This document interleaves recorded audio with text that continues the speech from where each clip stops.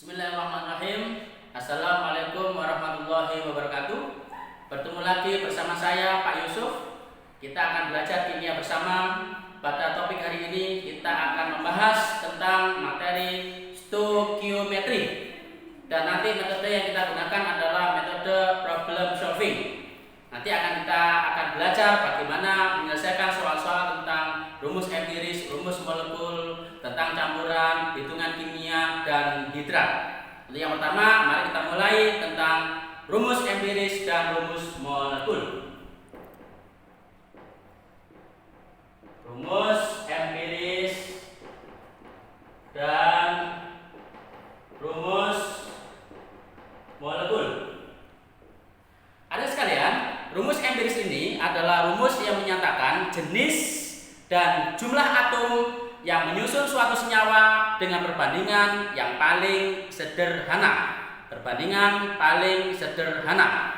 Sedangkan rumus molekul, rumus yang menyatakan jenis dan jumlah atom yang menyusun satu molekul senyawa. Untuk lebih jelasnya, mari kita lihat satu soal berikut ini. Oke, perhatikan contoh berikut ini. Dalam 7,5 gram suatu hidrokarbon senyawa C dan H terdapat 6 gram karbon. Massa molekul relatif atau MR senyawa sebesar 30. Tentukan rumus empiris dan rumus molekul senyawa tersebut. Mari kita selesaikan. Ada sekalian, perlu kita data dulu informasi soal. Di sini 7,5 gram adalah suatu senyawa karbon, yaitu senyawa C dan H. Kita tulis saja CXHG. XHG pemisahan. Karena kita tidak tahu jumlah C-nya berapa, hanya berapa.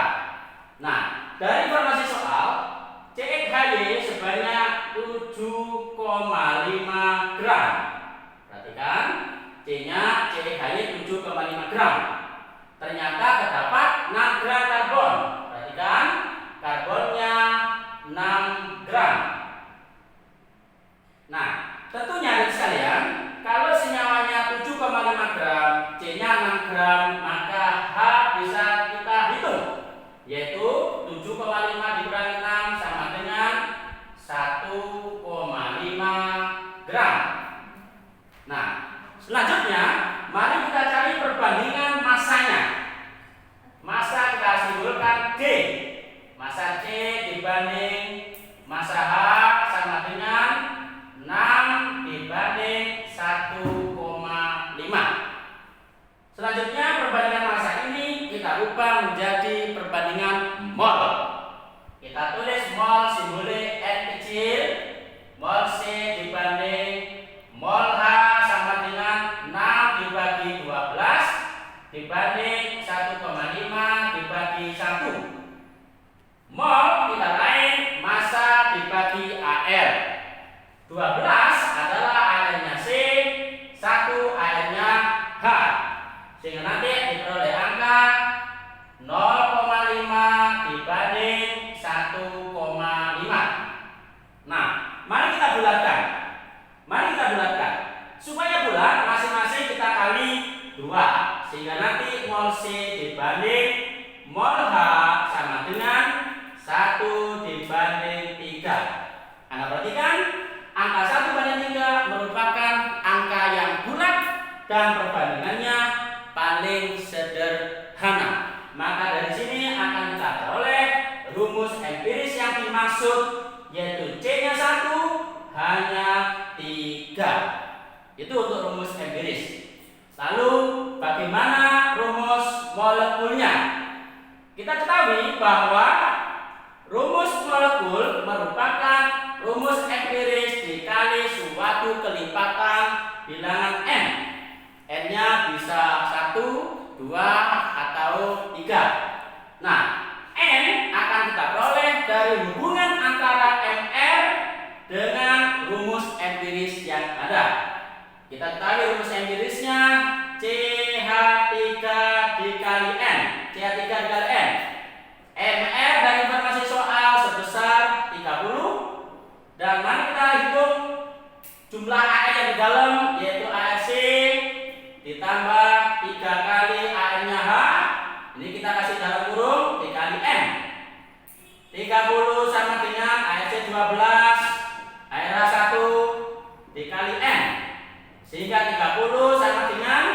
15 dikali N. Dari sini N ketemu 2. Jadi faktor pengalinya 2. Rumus empirisnya CH3 faktor pengalinya 2, maka akan diperoleh rumus molekul, yaitu C2H6. Oke adik, mari kita lanjutkan di soal kedua.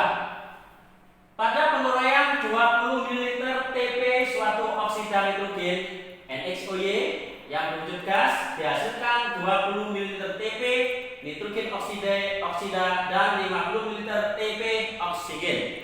Tentukan rumus empiris dan rumus molekul oksida nitrogen tersebut. Adik-adik, perlu Anda ketahui Tp di sini adalah keterangan suhu dan tekanan tertentu. T dari kata temperatur, P dari kata pressure. Jadi ini menunjukkan bahwa gas-gas yang ada diukur pada suhu dan tekanan yang sama, yaitu T dan P tertentu.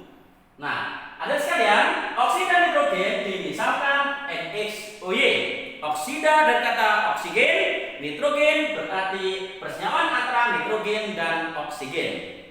Saya kira cukup jelas soalnya ya. Mari kita selesaikan. Nah, ada deh. Di sini informasi yang ada adalah penguraian NaOY. Mari kita tulis reaksinya. NaOY ini wujudnya gas. Kita tulis wujudnya gas G. Mengurai menjadi nitrogen dioksida, nitrogen N dioksida. Perhatikan, dioksida. Oksida oksigen di 2 berarti O-nya 2, NO2, nitrogen dioksida. Dan 5 ml Tp oksigen dan oksigen. Gas oksigen adalah O2. Ini semuanya wujudnya gas. Pada reaksi-reaksi yang melibatkan gas akan berlaku hukum Gay-Lussac. Pada P dan T yang sama, volume gas-gas yang bereaksi dan volume gas-gas hasil reaksi berbanding sebagai bilangan bulat dan sederhana. Mari kita lanjutkan. NaOY sebesar 20 ml. Kita tulis 20 ml tepat di bawah NaOY.